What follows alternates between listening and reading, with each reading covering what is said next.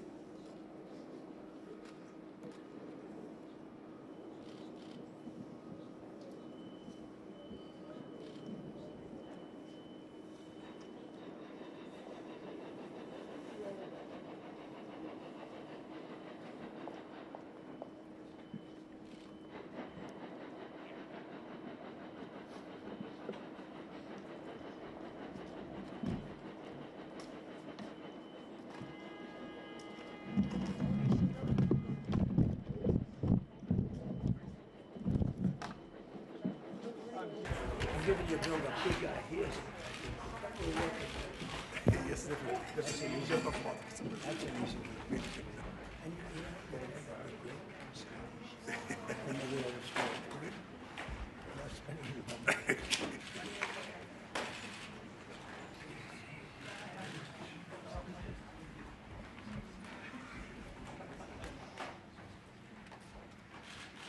Well, thank you very much, everybody. We have a extremely respected man in the Oval Office today, and a friend of mine for a long time, a very good friend of mine.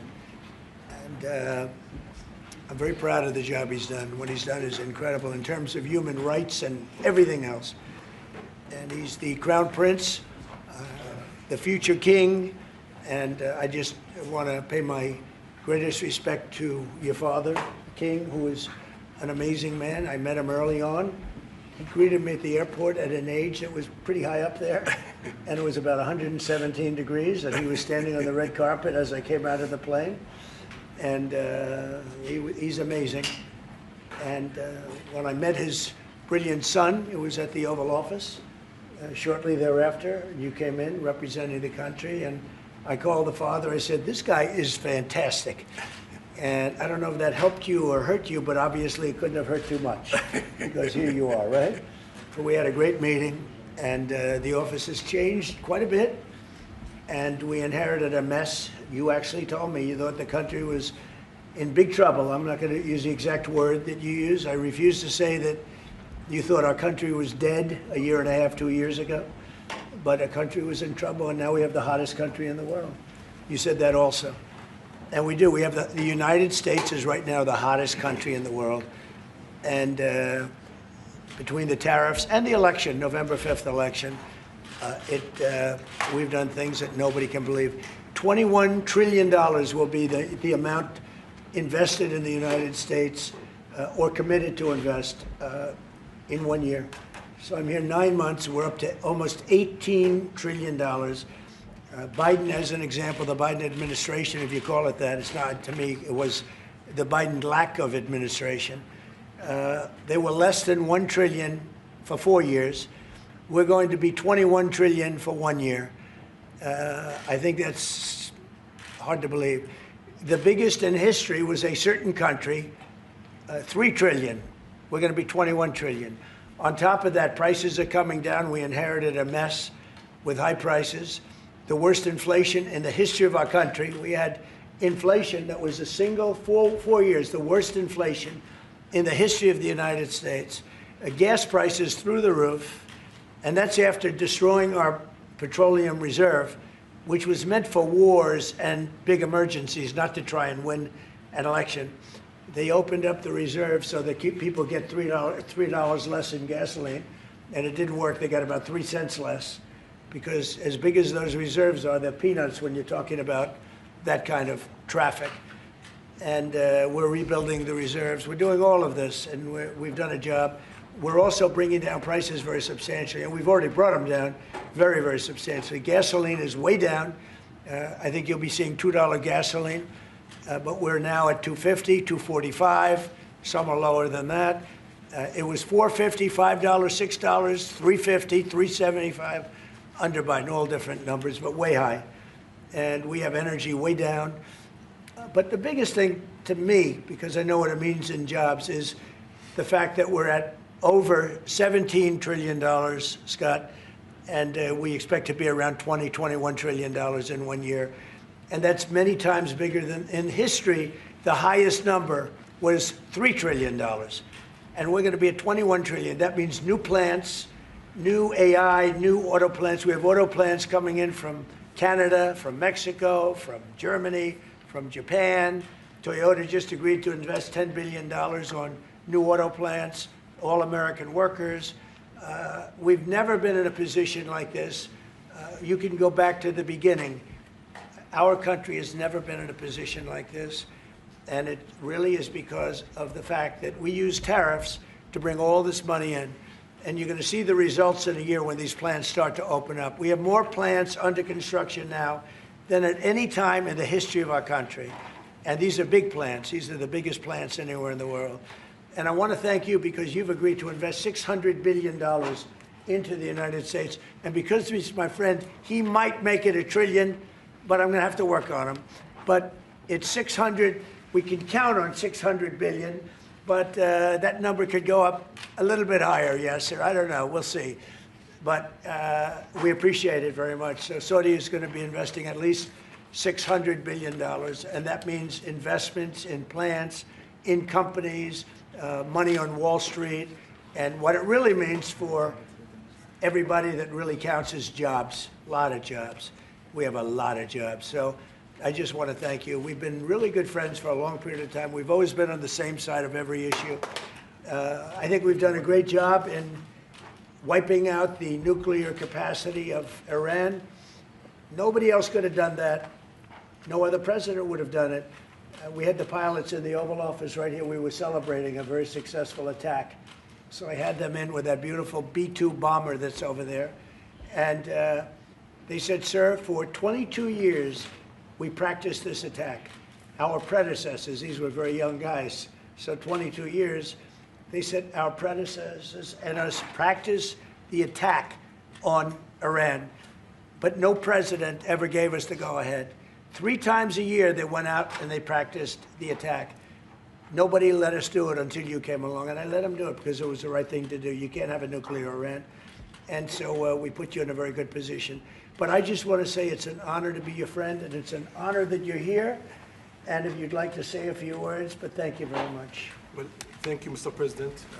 This relation has been a relation for about 9 decades, and we've been working together for a long time. But today it's a very important time in our history because there is also a lot of things that we're working on in the future.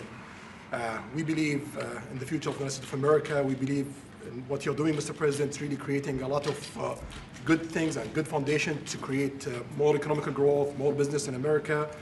And it will also your work for the world peace. I believe, Mr. President, today and tomorrow we're going to announce that we are going to increase that $600 billion to almost $1 trillion of investment, real investment and real opportunity by details in many areas.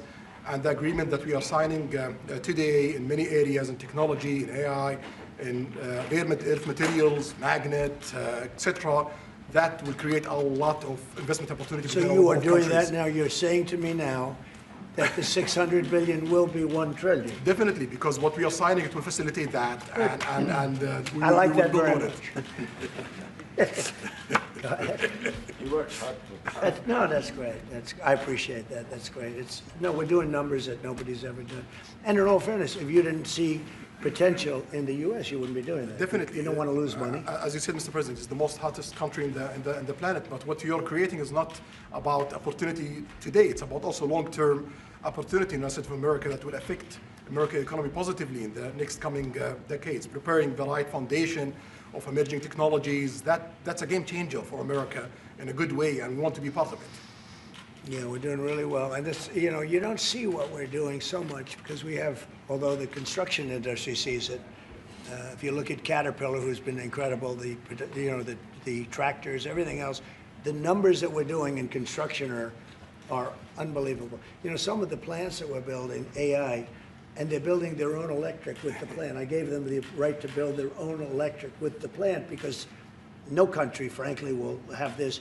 China's working very hard to produce enough electric, but we're beating China substantially at AI, which is a big thing. And we had a great meeting 2 weeks ago with President Xi, but on AI, we're doing well. And I have a man, David Rommel. Yes, sir. David, could you say a few words about what you're seeing on the job front and all of the, some of the assets, and also how we've been helped by the Saudis in terms of the kind of investment they've made, please. Yeah, most certainly. Thank you for the opportunity. I am a facility leader for GE Vernova, and if you look at the landscape for GE Vernova investment, over $750 million in the U.S. focused on true manufacturing jobs here stateside. We're looking at tripling the output of our Greenville, South Carolina facility, where we make the gas turbines that are supporting U.S. needs as well as the Saudi Arabia needs. Right. So real jobs, $300 million in gas investment, resulting in over 500 pieces of new equipment being installed in the Greenville, South Carolina facility. That translates into roughly 1,800 jobs across the board for GE Vernova as we try to scale capacity to be able to meet this demand. Along with that, we're partnering with local communities to build the skill set that's required to meet these capacity needs. So that talent pipeline is incredibly important. So it's real jobs in the manufacturing space. Well, you've been great, and thank you very much. And we love that state. I won that state by record numbers. I won a lot of states by record. Texas, a lot of them by Indiana. We're working with Indiana or something right now. We won that. We won a lot of them by records, but that was one of them. I want to thank you very much. Say hello to everybody. Great job. You're doing a great job. Thank you.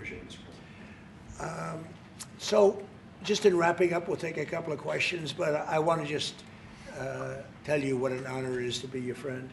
And I very much appreciate the investment of now $1 trillion, okay? I'm glad you got that out. I didn't want to be the one to tell them, but that's great news. We keep increasing, Mr. President. I know. Each time the opportunities are just increasing more and more. Well, the opportunities, right? You know, we're doing better. Even if you look back 6 months ago, I mean, now all of a sudden you feel even better. So, and I think we're only going to go in one way. Does anybody have any questions? Mr. President, have you approved the export licenses for advanced chips to Saudi Arabia? The export licenses? We are working on that. We're negotiating that right now. Marco, do you want to talk about that, or Scott? Yeah, well, I mean, that's part of. We may have announcements on that later today, but that's what we've been working on is the mechanics by which something like that could be achieved, and it's part of the broader process, part of this broader engagement and cooperation between our two countries. Certain levels of chips. Yeah. And for the Crown Prince, Your Royal Highness, you're talking about $1 trillion of investment. Could the kingdom continue to do that with oil prices in the mid-60s? We are not creating a fake opportunities to, please America, please President Trump. It's real opportunities.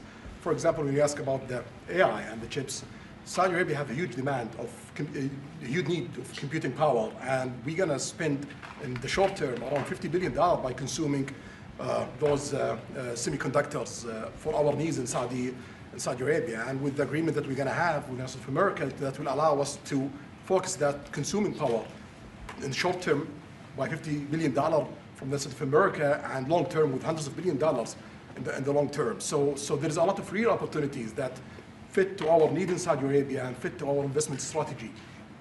Mr. President, is it appropriate, Mr. President, for your family to be doing business in Saudi Arabia while you're president? Is that a conflict of interest? And Your Royal Highness, the U.S. intelligence concluded that you orchestrated the brutal murder of a journalist. 9/11 families are furious that you are here in the Oval Office. Why should Americans trust you? And the same to you, Mr. President. Now, who are you with? I'm with ABC News, sir. You're with who? ABC News, sir. Fake news. ABC fake news. One of the But the worst. question is One of the legitimate, worst sir. in the business. But I'll answer your question. Thank you. I have nothing to do with the family business. I have left, and when I've devoted 100% of my energy. What my family does is fine. They do business all over. They've done very little with Saudi Arabia, actually. I'm sure they could do a lot. And anything they've done has been very good. That's what we've done. We've built a tremendous business for a long time. I've been very successful. I decided to leave that success behind and make America very successful.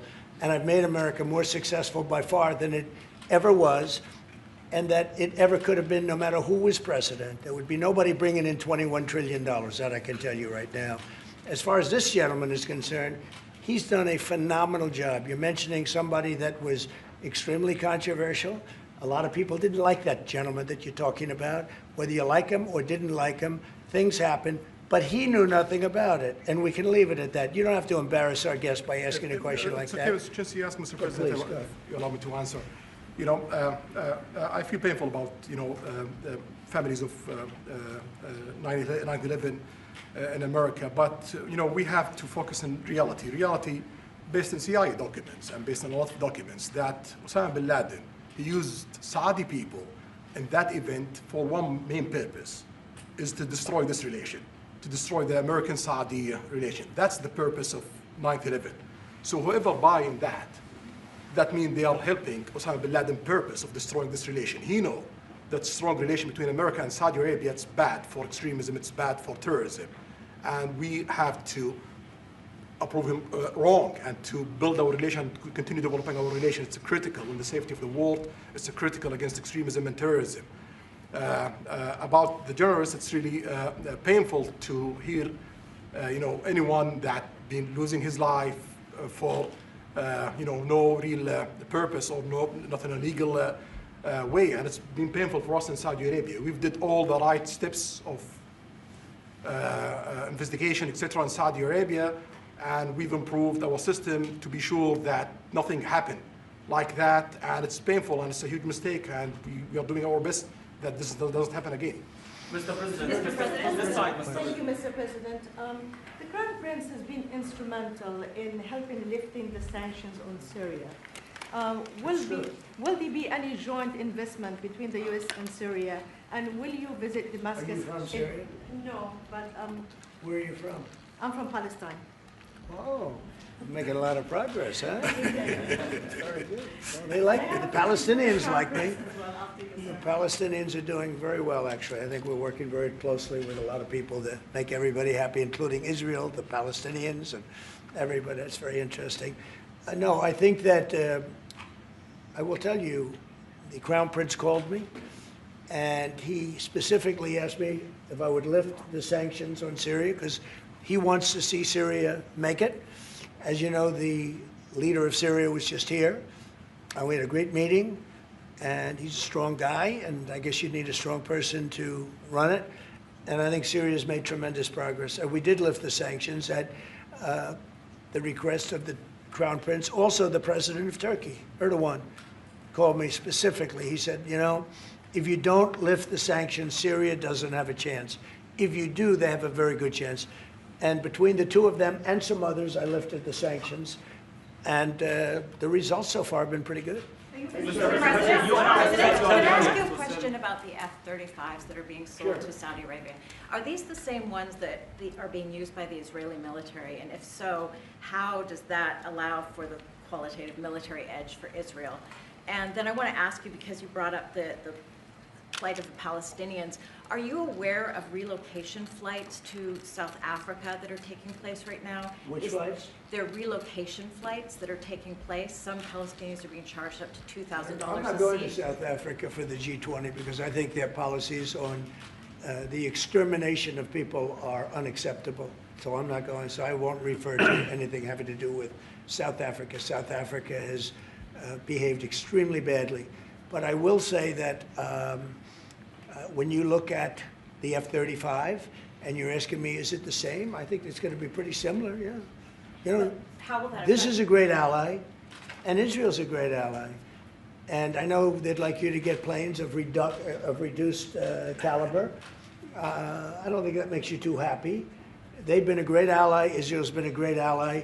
And we're looking at that exactly right now. But as far as I'm concerned, I think they are both at a level where they should get top of the line. Yes, please. I just want to ask for the Crown Prince, if I could just ask about the direct talks between U.S. It's all right. Steve, 1 second. Go ahead. Have you reached an agreement on a U.S.-Saudi defense treaty today? And are you going to bring up the Abraham Accords in your discussion? I already brought them up. What did you say? I think I got a positive response. Would you like to respond?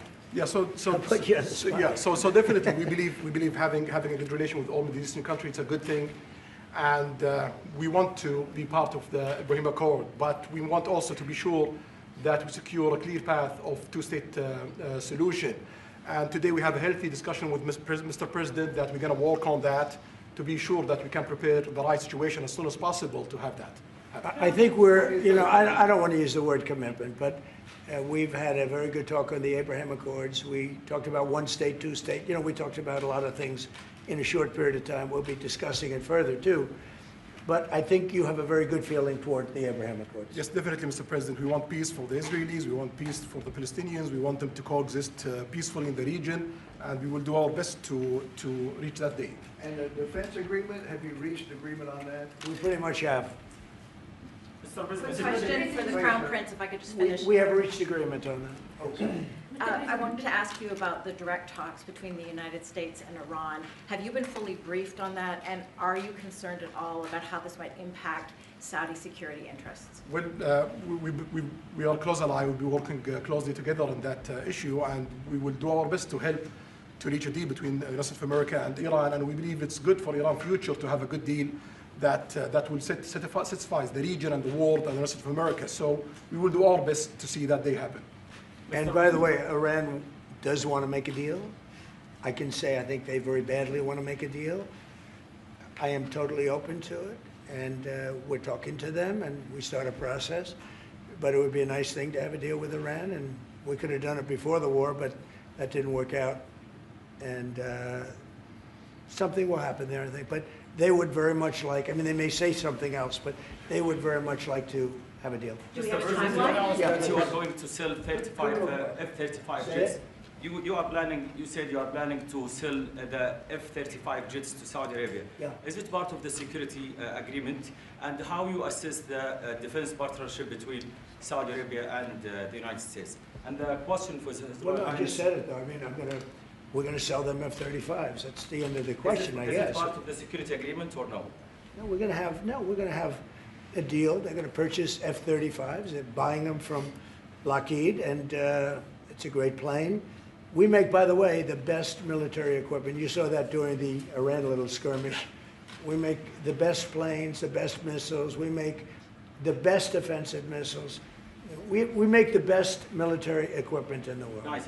For His Royal Highness, I would like to ask you about how you see the cooperation between the United States and Saudi Arabia in the advanced technological field, especially AI, and how it will support Saudi Arabia to serve its goal to achieve the vision of 2030. Well, I will try to answer that in short, but definitely there's a lot of interest in many industries between Saudi Arabia and America, and we are signing a lot of agreements in different areas that will really add value to American economy, but also it will add value to us in Saudi Arabia. And AI, it's critical for us because one of the long-term problems that we could have is lack of workforce. As you've seen in the past few years, some of them have reached 30% of the global immigration to Saudi Arabia.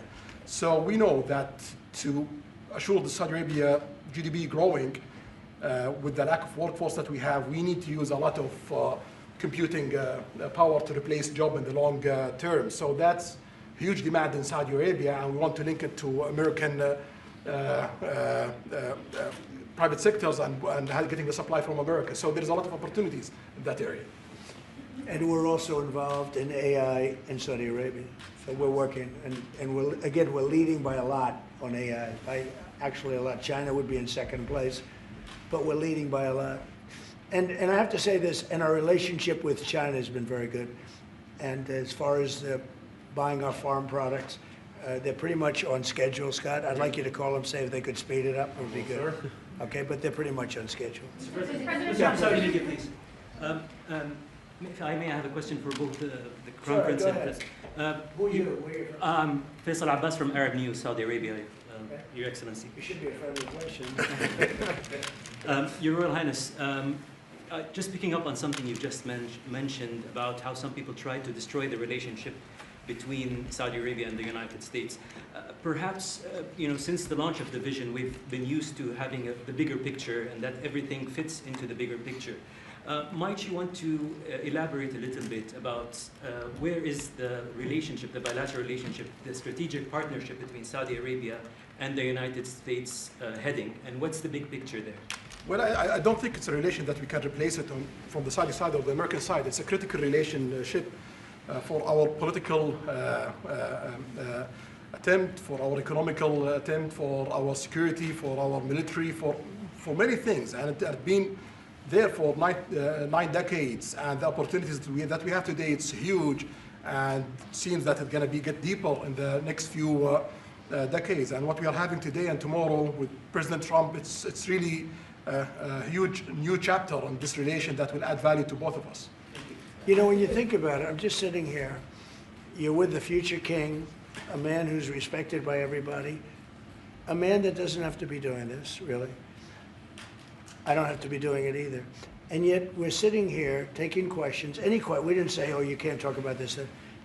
And there's never been transparency like this, even in his country, but there's never been, in our country, that's been acknowledged. But we didn't put restrictions, and I'm saying it's sort of wonderful to be taking questions from all over the world. Everybody's here. This is just a small group representative of tremendous numbers of media that are outside, that are very jealous that these people were so selected. But they're representing a lot of people that are outside. I think it's terrific that we can be sitting here being this open and you know, I think it's really a wonderful thing. If you don't Yeah. mind, I have a personal question for you. Uh-oh, Mr. okay, here we Mr. go. I should President. have said that. So apart from everything you mentioned in your opening remarks, you forgot to mention that you've de-escalated 7 wars since you started. At least in our part of the world, you are seen as a peacemaker. And adding that to all the executive orders and everything else you've mentioned, I really have to wonder, you, in your speech in Saudi Arabia, I was there, you said that His Royal Highness does not sleep at night thinking how he does things better. We wonder in Saudi Arabia, how do you manage your own time? And what's your formula for He management? does not sleep much, and I don't sleep much. I think we have the same schedule. We're thinking about our countries. And if you sleep a lot and you're president, we just had one that slept more than any president. He broke every record. He sleeps all the time, during the day, during the night, on the beach. The only guy could fall asleep on the beach with the press watching. No, he's not a sleeper. I'm not a sleeper. We don't. We talk at night. We can talk. I can call him almost any time. He goes, "Hi, how you doing?" It's like the craziest times. But no, when you love your job, when you love your country, and when you're in a position like we are, future king, highly respected, crown prince, and in my case, president, you're thinking about your country. You're thinking about making America great again. We're thinking about keeping Saudi Arabia strong and vital and in a pretty tough part of the world, tricky part, right? Tricky part, a lot of tricky people. But he thinks about his country and I think about my country. I don't want to sleep. President Trump, do you expect a formal civil nuclear deal to be reached soon? Can you talk to us about that aspect With of who? with Saudi Arabia? I can see that happening. Yeah. Do you think that an agreement will happen today? It's not urgent. You know, it's always when you have civil nuclear, but you have more oil than almost anybody else. We actually have more oil and gas than they do, but I refuse to say that. And We have more than we have more than anybody. Can you imagine? And on the F-35s, are those sales? Israel had reportedly wanted those sales to be conditioned on Saudi Arabia moving to normalized relations. Israel will be happy. Israel is going to be Is that a happy. condition of the F-35? Israel's aware, and they're going to be very happy. Okay? Okay. Yeah, please. Hello. Hi, hello. My name is Amal Hazani from Sharq al-Awsat newspaper, from Riyadh, of course. I have a question for the Crown Prince and for you, Mr. President. Crown Prince of Saudi Arabia, how much you expected from developing the cooperation with the United States in the field of new energy, AI, supply chain? How much you expected from that? No limit. We just continue pushing forward. There's no limit. So we just push forward for all the opportunities that we have. You have to understand, this is really a great ally. Yeah. Just the fact that they're now doing, I came in here at 6, I did not know that. I was pushing for the 1 trillion, but he didn't tell me that. Now he told me. This is a great ally of ours. You know, when you invest $1 trillion, that's national security for us too, because it creates jobs, it creates a lot of things. And I would say, Scott, right, when you hear one country is putting $1 trillion into the United States, that creates national security. And, you know, I think that they don't have to say that, but I think a big part of that is also the fact that tariffs are in play. But even beyond tariffs, that's a real ally that will do that. Creates a lot of power for the United States. We are also in Saudi Arabia very happy because this much of Saudi money is functioned here, and of course it's come back for us for benefits. So it's complementary interest. So this is the I think what's different the friends and ally do. Well, look, I love the country of Saudi Arabia. I know the people very well. The level of treatment that we go when we go to Saudi Arabia is something that is incredible. And the people like us, and I think they really like America, especially when I'm president. I mean, I don't think they liked America so much maybe for 4 years recently. I think Obama treated Saudi Arabia very, very badly, as you know. And I think Biden didn't have any idea where the hell he was. So I don't think Biden knew the difference. How would you describe the future relationship with Saudi Arabia? I mean, from the strategic aspects, would you describe that? Say the relationship is with? Yeah, a little bit of economic I would say politics top and of the the line. leadership. It's as good as it can. I don't think it can get much better. We have a country that trusts us, and that's why they make that investment. If they didn't trust us, they couldn't make that investment. And we trust them. They've been very reliable. Now I rebuilt our military in my first term, and we spent trillions of dollars, and we gave away some of it in Afghanistan stupidly because we had stupid people running our country. But we gave away, but that's, as much as it was, it's a tiny fraction of what we put here. And we're bringing our military to a new level, the highest level ever. We have those plants are going out. And again, it's all American jobs and everything, so it's good for a lot of reasons. But as far as Saudi is concerned, no, I don't think our relationship could be better. I don't think they had a great relationship under Biden, and I don't think they had a great relationship under Obama. But they have a great relationship under Trump. When we did the Presidential Walk of Fame, you saw that, right? And we're walking, and I asked the Crown Prince, so outside of Trump, because I blow everyone away, who was the best president for Saudi Arabia? And you could maybe, it's an interesting answer, I don't know. The Roosevelt, who started it, which is a Democrat, and Reagan, he's one of the historical presidents that have close ties with Saudi Arabia. But we've worked with all presidents. Does Trump blow them all away? No, it's another league, Mr. President. Mr. President, and Trump doesn't give a fist pump. I grabbed that hand. I don't give a hell where that hand's been. I grabbed that hand. Remember Biden? He travels for 20 hours, gets out, and he gives a fist bump. No. When you get out of the plane and you got the future king and the man who's one of the most respected people in the world, you shake his hand. You don't give him a fist bump, right? We don't want to ask you about that, but I can't imagine you were thrilled. You were like a little bit surprised. He's a fantastic guy. You don't do that. Yeah, please. we're getting closer to the end of the year. Have you started the interviews for the Fed chair? Yes. Who have you interviewed? I think I already know my choice. Who is it? Well, I liked him, but he's not going to take the job. He refused. You like Treasury better, right? Much better, sir. So we are talking to various people. And frankly, I'd love to get the guy currently in there out right now. But people are holding me back. He's done a terrible job, hurting housing a little bit. The truth is, we've been so successful, we've blown past his interest rate stupidity. He's been wrong. That's why I call him too late. He's too late. Jerome Too Late Powell. He was recommended to me by a guy that made a bad choice. And it's too bad. But despite that, it's having very little impact because we have all of these things happening. But it has an impact on housing to a certain extent. He's a fool. He's a stupid man. But we have some very good people. Yes, sir. You'll be sitting down with them in the near future, and we have some surprising names, and we have some standard names that everybody's talking about. And we may go the standard way. It's nice to every once in a while go politically correct. But we have some great names. Steve, please. Have you talked to President Maduro of Venezuela yet? Are you still open to that? He wants to talk. Yes, sir.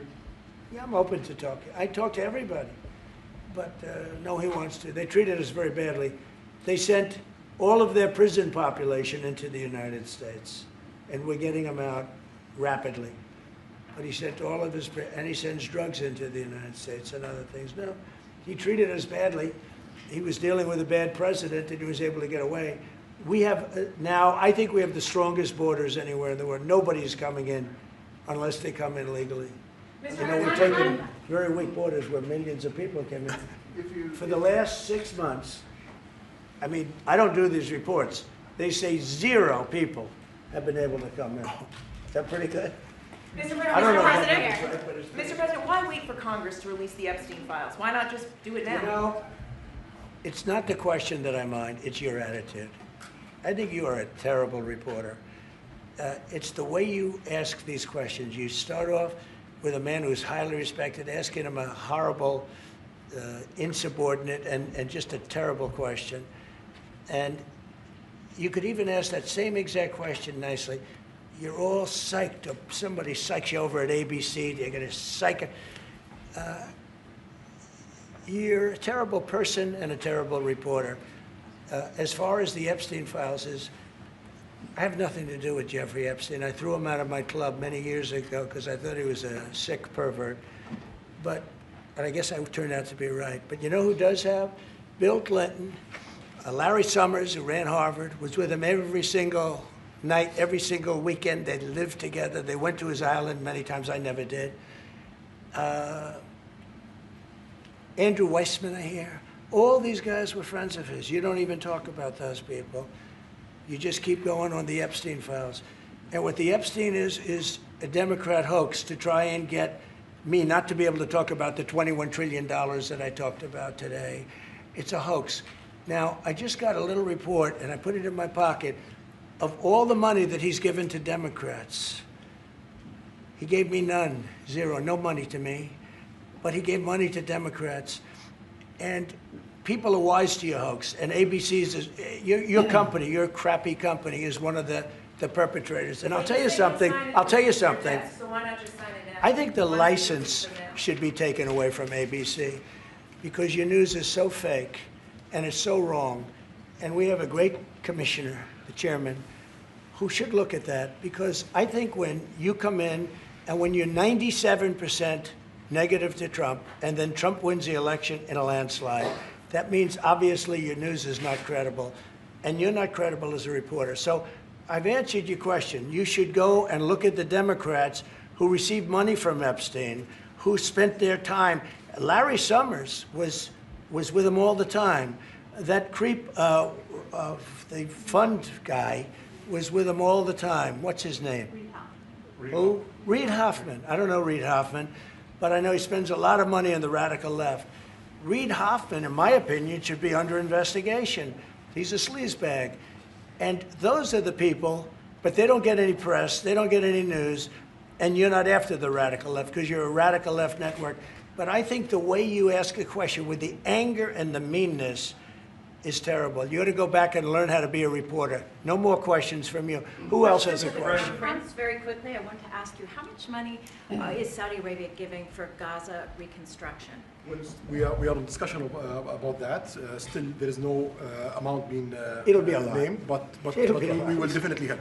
Yeah, he's going to, it's very important to him. And a quick follow-up, the International Security Force, given your pledge there would be no U.S. boots on the ground, what is the U.S. role going to be in that? And how do you sort of ratify the allegations that this could undermine Palestinian sovereignty and even the path to statehood? Look, I think we're going to get along great with the Palestinians, and we know their leadership. We just had a very, you hate to say war, but it was a war. Very, very successful. And you could say really it was on behalf of everybody. We did that on behalf of everybody. And the outcome was extraordinary because we have the best pilots, the best equipment, the best planes, the best everything. And Israel bought the best equipment. They bought it from us. Everything's from us. It all starts here. This office, I was talking to the Crown Prince a little while. You walk into this office, for somebody from the outside, the Oval Office, it's the most powerful place in the world. You're standing right now in the most powerful place in the world.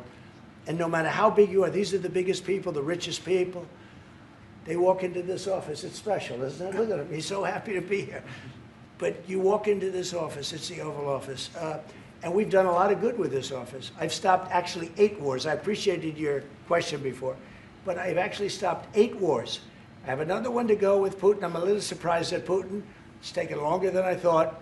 But we stopped India and Pakistan. I could go through the list. You know the list better than I do.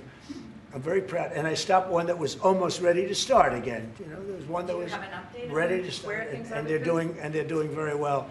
So and it all took place right here in the Oval Office, whether by telephone or whether by they came in. Many of these leaders have come in, and you know they signed their peace deals right here in the Oval Office.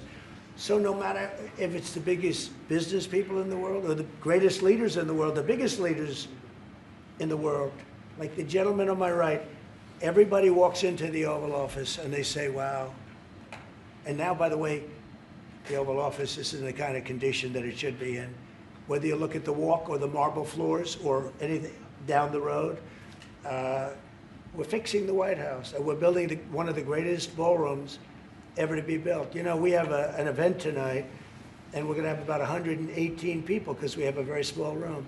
For 150 years, they've wanted a ballroom, and now you're going to get a great ballroom. And I have to say, I probably made a lot of enemies because in your honor, we're having a dinner tonight, a beautiful dinner tonight, and we have a very small room, right? It's called the East Room, and it's beautiful, it's lovely, but it's like for a little cocktail before you go into a ballroom. It's a very small room. They've wanted a new ballroom for 150 years. We could have sold the big ballroom out 3 times in honor of this gentleman.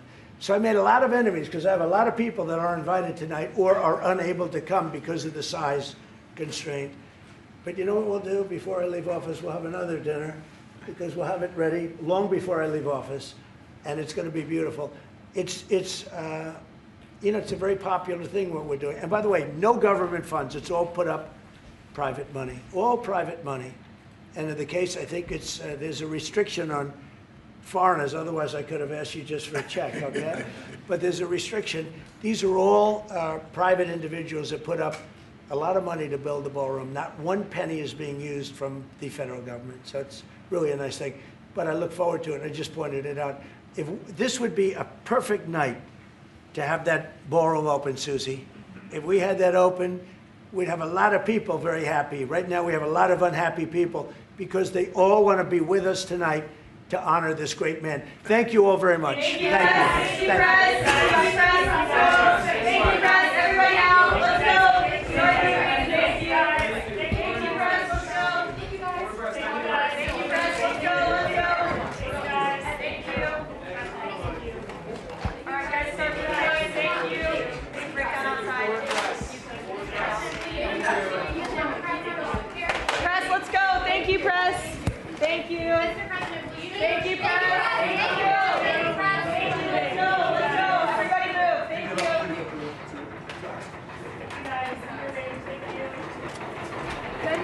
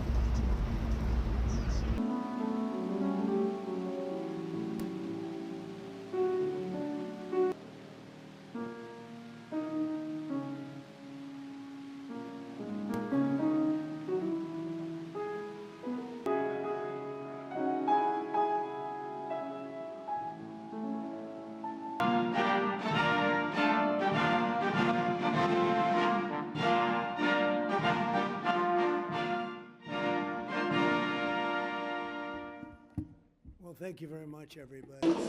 And strength His Royal Highness Crown Prince Mohammed bin Salman of the Kingdom of Saudi Arabia. And we had a big day today, a very big day for both countries. We've gotten to know each other well over the years, and he has become a true partner for peace and prosperity for our countries and for the world and for peace in the Middle East, which was a crowning achievement for both of us. And I just want to say that Crown Prince Mohammed, we're delighted to have you with us at the White House. Very special, very, very special.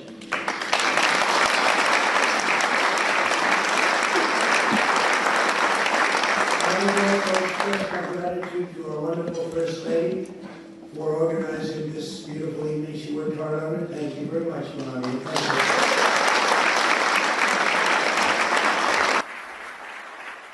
And we're pleased to be joined as well by Vice President J.D. Vance and his magnificent wife, Usha. Thank you. Thank you, J.D.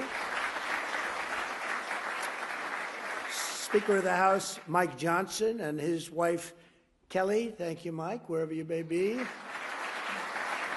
you. Thank you, Kelly. Princess Rima. Thank you, Princess Rima, such an incredible representative of your country. And you really are. We really appreciate it. Great job you do.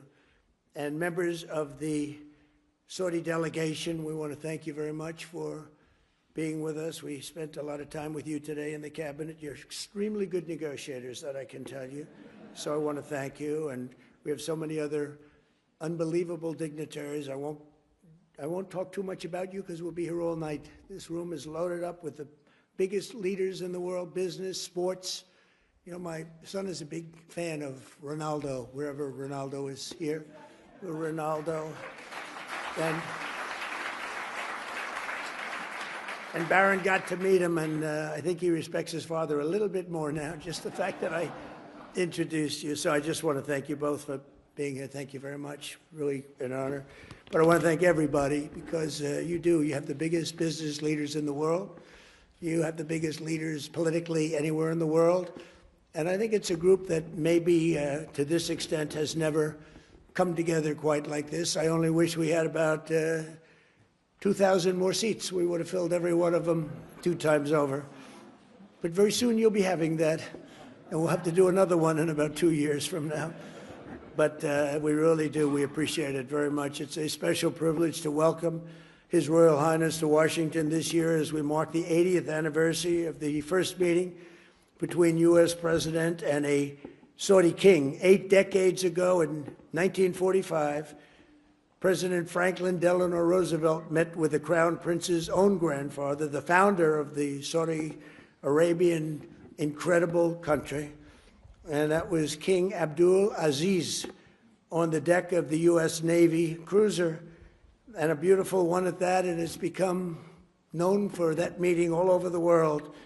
The two became immediate and warm friends, and in fact, when we were walking down the Presidential Walk of Fame today, I said, so which one, other than Trump, of course, because Trump absolutely is #1 in this category, meaning friend to Saudi Arabia. I said, which is the greatest of the president's friends of Saudi Arabia? And I think you said, very truly, Franklin Delano Roosevelt. Now, he's a Democrat, so I don't know. But I understood it, and it's true. He was a great friend, and right now you have the best friend you've ever had.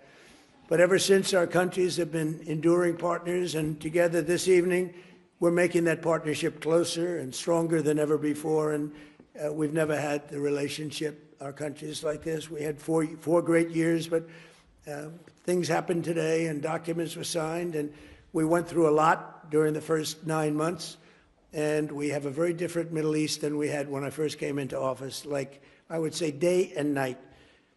As I saw during my wonderful visit to the kingdom in May, with the Crown Prince's help, Saudi Arabia has made extraordinary strides and grown into an economic engine and really a modern-day miracle, an amazing transformation, and all for the good. This opening up of the new avenues of cooperation between the United States and Saudi Arabia is really unprecedented. And on that trip, Saudi Arabia announced that it will invest an incredible $600 billion. That means jobs. That means jobs. It's also good for your companies, but I'm only interested in the jobs for your country. I'm not interested in the profits, but I guess the profits are there too. But $600 billion in the United States. And today I said, any way you can up that? And he said, I am going to up that to $1 trillion. So he's investing $1 trillion into the United States. And when I was in Saudi Arabia, he looked at me, and I've used his name all over the place because he was the first to say it, but a lot of people have said it after. He said, you know, 1 year ago, we thought your country was dead. And now you have the hottest country anywhere in the world. We are the hottest country anywhere in the world right now. So I want to thank you for giving me one of the most effective lines that I have. And I quote you, and I quote some others, but I always put you up at top. But many people have said that. This week, we're also signing exciting agreements on civil nuclear energy, critical minerals, and artificial intelligence, numbers that nobody's ever heard of before. And Jensen, I want to thank you. You had a great meeting. of NVIDIA, wherever you may be. And I want to thank Tim Cook and Apple for all of the money that you're investing in the United States. They're both investing $600 billion, and we have numerous other companies in the room that are likewise investing large sums because they believe in what we are doing and what's taken place, this miracle that's taken place in the USA.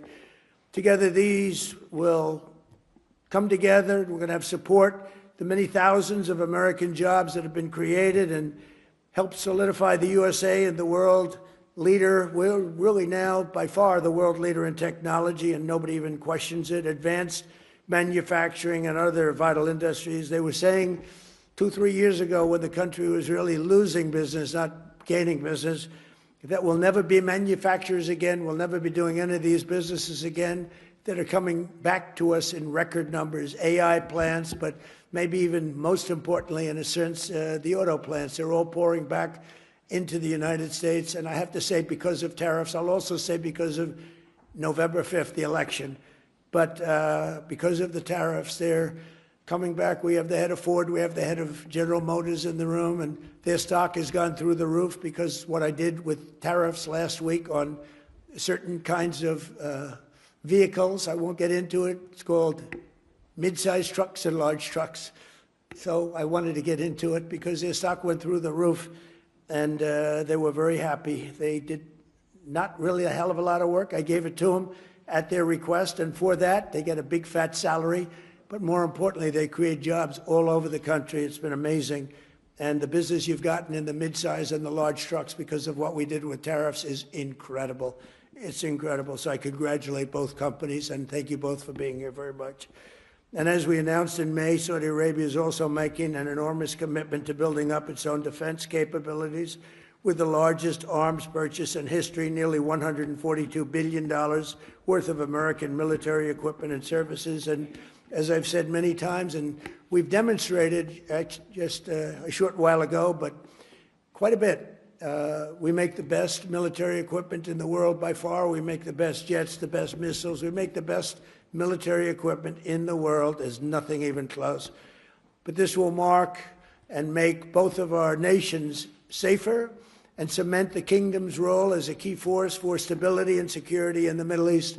And they are, I think right now, I can say with what we did with our beautiful B-2 bombers going in and obliterating a very serious nuclear threat, which would have taken place in about a month from that date. They were ready to go. They're not ready to go anymore. They'd like very much to make a deal with us, and they call us, and we'll end up probably doing that. That's Iran. But when you really think about it, Your Majesty, I think that this is the best in terms of safety. Saudi Arabia has never been as safe as it is right now. You always had a little cloud over your head, and sometimes that cloud was very big. That cloud is not there anymore, and we want to keep it that way. So that's why tonight I'm pleased to announce that we're taking our military cooperation to even greater heights by formally designating Saudi Arabia as a major non-NATO ally, which is something that is very important to them. And I'm just telling you now for the first time because I wanted to keep a little secret for tonight. I just heard him say, oh, that's nice. That's another point you won today. And signing a historic strategic defense agreement, which we just signed a little while ago. So congratulations. It's our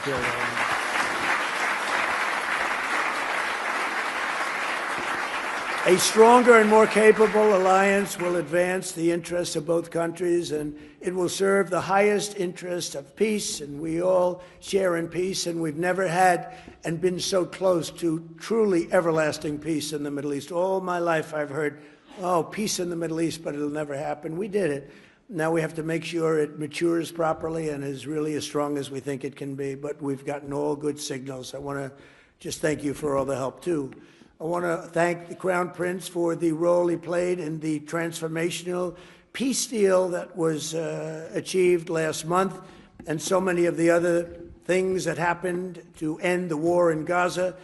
Gaza, while it looks a little bit messy, it has for many, many years, I will tell you, many decades, but it's getting very close to being perfected, and people are shocked. And even the great experts that have gone around criticizing badly, every country and every president and everything. They were all saying that what's taking place in the Middle East is a miracle. They're just calling it a miracle, and we're going to make it a miracle, and we're very close to doing that. But as you know, all of the living hostages were returned to their families. We got all 20 out of 20.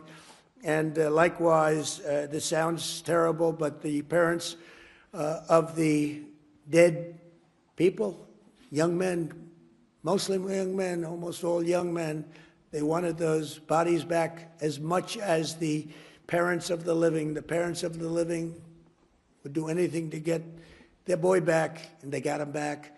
And the parents of the dead wanted them just as much. It almost seemed as though they wanted them more.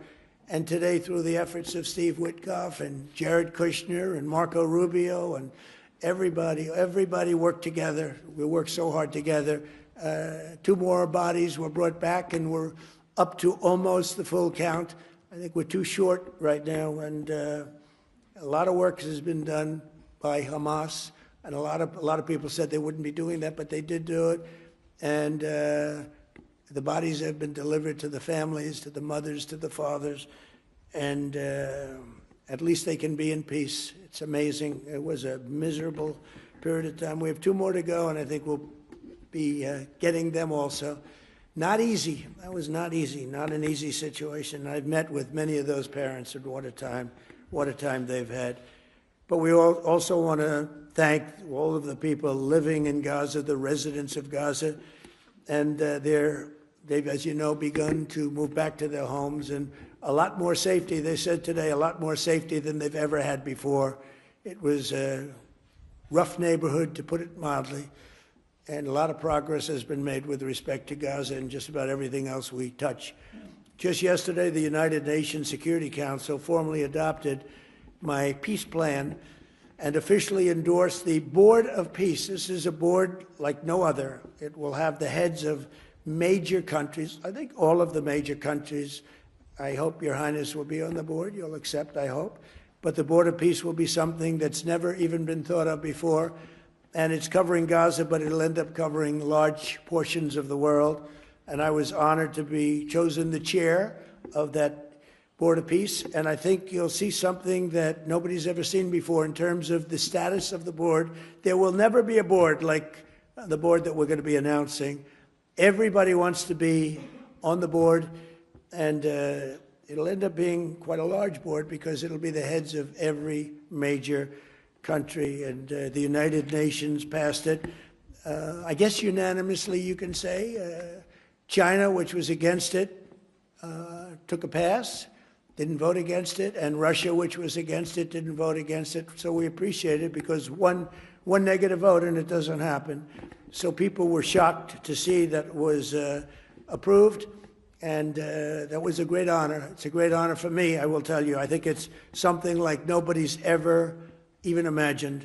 So it's called the Board of Peace, and watch for it, because it's going to do some fantastic things. And I know we're both deeply committed to an enduring ceasefire. It grows into the beautiful, lasting peace, and we've got things going at numbers and far ahead of schedule that nobody thought was possible. So, Your Royal Highness, just as my predecessors and so many of the people that you know and love from a long time ago, they bonded with the U.S. and Saudi relationship, which was forged 80 years ago. You and I are strengthening and renewing the alliance, I believe, to levels that were far greater than what they had even 80 years ago, frankly. And we pray that we will be celebrated by our own descendants some days for this incredible relationship that's been built between the United States of America and Saudi Arabia. Someday they maybe will talk about us as being 2 wonderful men. Forget about great. Wonderful is okay. But 2 wonderful men that did tremendous work for their countries, and that bond is very important. Our friendship and blessings to America, to the Kingdom of Saudi Arabia, and to the world stand out and will always stand out to me. So I look forward to working with you, and we'll be here for 3¼ years. For the Trump, that's like an eternity. You know, for somebody else, that doesn't sound long. But we love doing it. We love, we have an expression, make America great again, and that's what we're doing beyond what anyone even thought possible. So I just want to thank you for being a very big part of it. And I want to thank you for a $1 trillion investment and contribution toward our country. That's a lot of jobs. Thank you very much. Thank you. Please.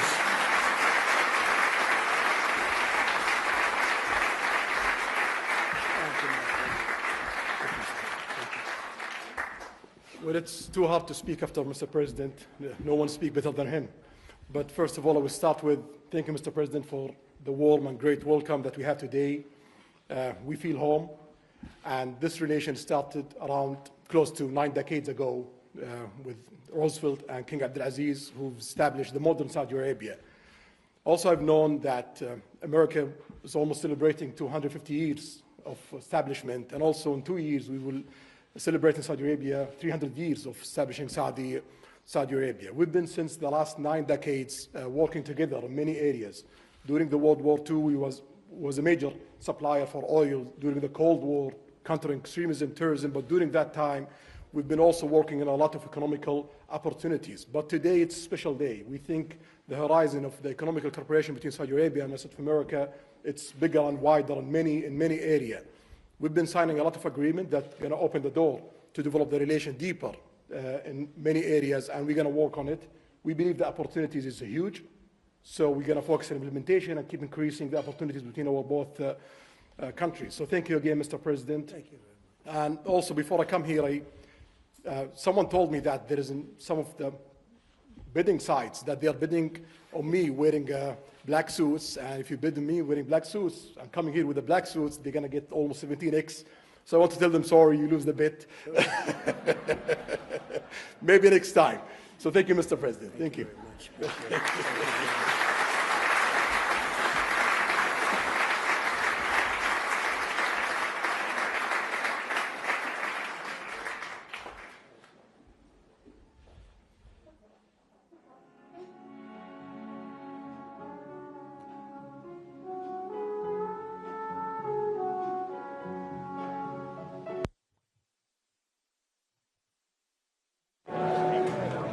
Well, hold on. It's not gonna, don't pull until we tell them we're good. All right, good pull? All right. Yeah, go ahead.